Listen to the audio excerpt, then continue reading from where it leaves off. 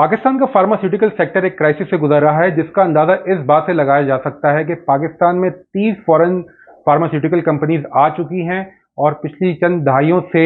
वो सिर्फ अब 4 रह गई हैं। फार्मास्यूटिकल इंडस्ट्री के एक्सपर्ट्स इसका रीज़न एक डिफ़िकल्ट रेगुलेटरी एनवायरनमेंट बताते हैं। एक तो इंडस्ट्री का टैक्स का जो निज़ाम है वो बड़ा मुश्किल है, मुश्किल से जो कंपनीज हैं टैक्स फाइल कर पाती हैं और फिर वो क्लेम्स के इश्यूज आते हैं। और दूसरे अगर रीजंस में जाएं तो फिर प्राइस कंट्रोल्स हैं, जिसकी वजह से कंपनी के अंदर अगर कॉस्ट बढ़ती है तो वो पास ऑन नहीं कर पाती है, जिसकी वजह से उसको लॉसेस होते हैं और कंपनीज स्ट्रगल करती हैं सेक्टर में। पाकिस्तान में जो इकोनॉमिक इनस्टेबिलिटी है उसकी वजह से तमाम ही सेक्टर स्ट्रगल कर रहे हैं, लेकिन फार्मास्यूटिकल सेक्टर इन दूसरी इश्यूज के साथ इस इनस्टेबिलिटी को भी फेस कर रहा है, जिसकी वजह से कंपनीज भी पाकिस्तान से जा रही हैं और सेक्टर बड़ा इस वक्त मुश्किल हालात में है। एक्सपर्ट्स का कहना यह है कि गवर्नमेंट की तरफ से जो रेगुलेटर्स हैं उनको चाहिए कि पाकिस्तान के अंदर जो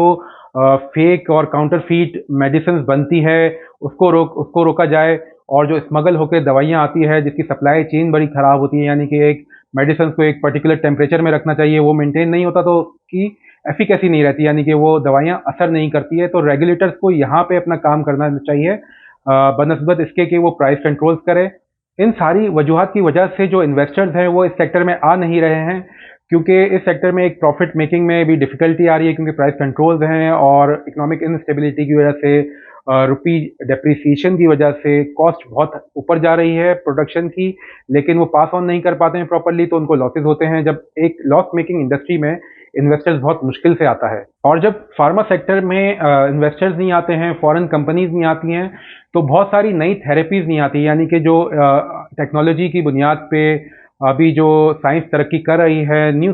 थेरेपीज़ आ रही हैं जो कि बड़ी कारसाज साबित हो रही हैं, लेकिन वो पाकिस्तान में नहीं आ पा रही हैं क्योंकि कंपनीज को लगता नहीं है कि वो यहाँ आएगी तो प्रॉफिटेबिलिटी के साथ अपना काम कर सकेंगी। फार्मा ब्यूरो की एग्जीक्यूटिव डायरेक्टर आयशा हक का कहना है कि अगर ये रेगुलेटरी एनवायरनमेंट फार्मास्यूटिकल सेक्टर के लिए कारसाज बना दिया जाए और ये इश्यूज रिजॉल्व कर दिए जाएं तो पाकिस्तान में फार्मास्यूटिकल की एक्सपोर्ट जो है वो 713 मिलियन से 5 बिलियन तक ले जाई जा सकती है, और जब ये इश्यूज रिजॉल्व हो जाएंगे तो $1.5 बिलियन तक की इन्वेस्टमेंट भी आएगी इस सेक्टर में,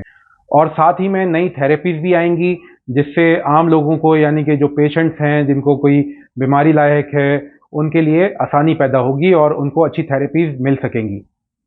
अगर ये वीडियो आपको पसंद आई है तो लाइक और शेयर ज़रूर कीजिएगा। अगर आपका इस वीडियो के हवाले से कोई सवाल है तो कमेंट में हमसे ज़रूर पूछिएगा।